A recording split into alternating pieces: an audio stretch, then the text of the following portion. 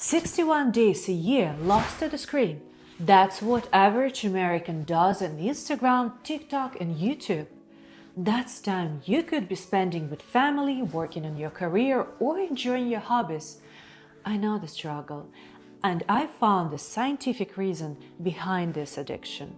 Want to turn those 61 days into something amazing? Or understand science behind the addiction and take control of your life? I've cracked the code on why these platforms are so addictive. And guess what? I've developed a method that helped over 100 of my students and myself break free, and I will share it for the first time in this video. Stick around and let's dive into the science and solution of digital addiction. When I realized that I was spending 4 hours a day on my phone, I was hit with a series of questions that made me stop and think. What did I get for those 4 hours? Do I remember the videos I watched? No. What did I really learn? Nothing. How did I feel about watching those perfect bodies and perfect Instagram life? Terrible. How much did I earn answering on people questions on WhatsApp? Zero. How many chats made me actually happy? Only 2.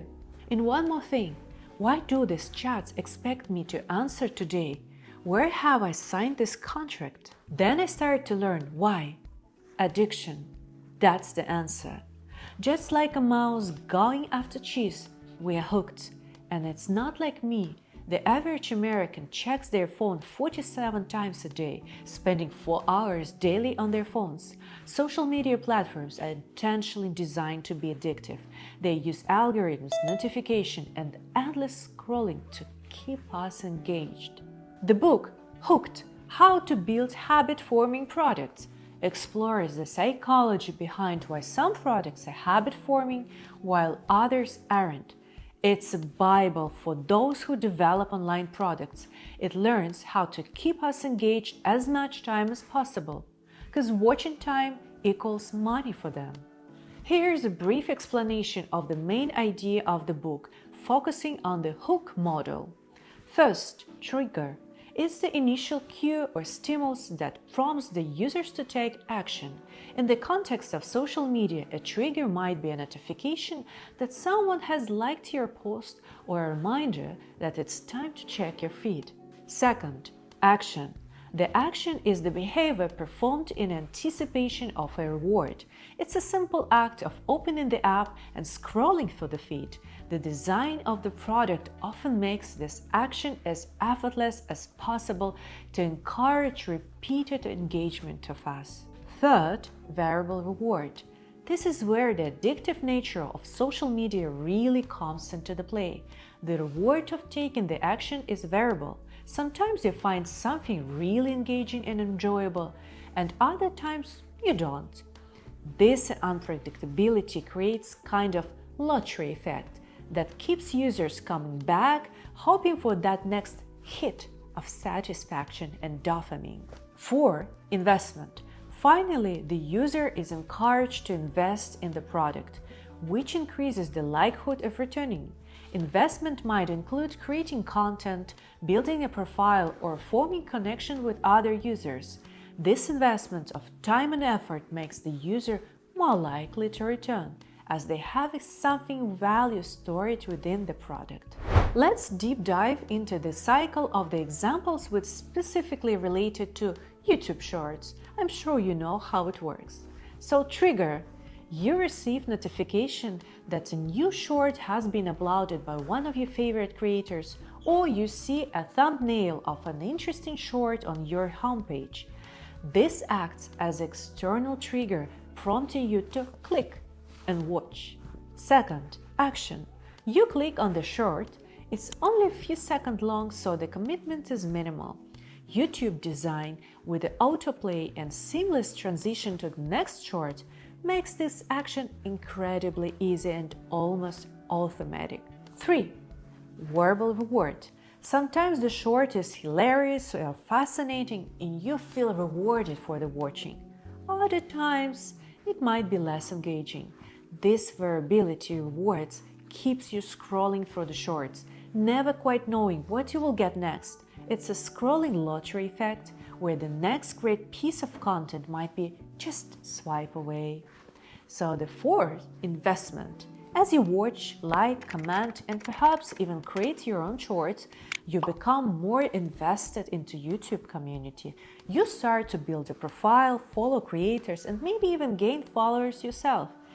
This investment ensures that you will return as you've now built a connection to the platform. How do you feel now? Are you feeling trapped into these platforms? Write in the comments. I really like to see what you feel and what you now. Although it's not over, try not to do anything literally for 5 minutes. Can you distinguish this small call and itchy feeling of boredom, loneliness, fear, craving for fun? This is the real reason why notification triggers works for you. If you feel caught on these feelings, join our Mastermind group where we over 100 students help to remove smartphones addiction. We beat in the very heart of addiction, practicing anti-avoidant distraction behavior of these feelings, learning to meet them and develop digital hygiene. Link below. Started to talk about digital hygiene. Here's the 6 steps to save time to your normal life. First, calculate average time you spend and answer, what do you feel about it? If you're happy, don't watch this video. Second, estimate value you get for this time answering for the following questions. You can download a free PDF with all of these questions. What did I get for those 4 hours? Do I remember the videos I watched? What did I really learn? How did I feel after watching those perfect bodies and perfect Instagram lives? How much did I earn answering on other people's questions? How many chats made me actually happy? And compare it with your personal and professional goals. Are you pet project stuck? Or you haven't seen your best friend for ages? Write your goals in the front of each goals. Price. How many scrolling hours you're ready to exchange for it? And that's only preparation steps that drops your real picture of your digital habits and result. And now go to real action, how to remove your habit. First, often when we invest our precious time into WhatsApp notification triggers instead of what really matters. Do you have any work chats that needed to be answered within 3 hours? Are you emergency service? Who, like your child, need your calls responding immediately? Should you reply on every message you get? Is that really true? Create an own personal digital boundaries. Like I silence all the calls except from my child, and I turn off all notifications except my husband's, and I reply to all calls and messages only twice a day because, no one actually died. Next step. Actions to prevent doom scrolling.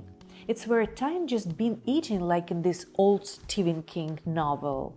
Prepare a health app kit when you will experience some boredom, like audiobooks, podcasts, brain games, painting, something else. And no notifications at all. Silent mode, always. Last but not least, guilty pleasure.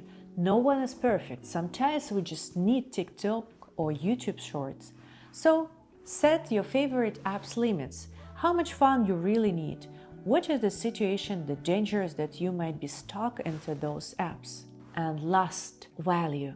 Last step is actually using that new gain time. How are you doing to use this free time? Write 5 ideas and just use this time and start living. If you have any questions, please write to me in the comments. And if you want to make this path possible in the support live group of like-minded people, use the link below. And watch my next video.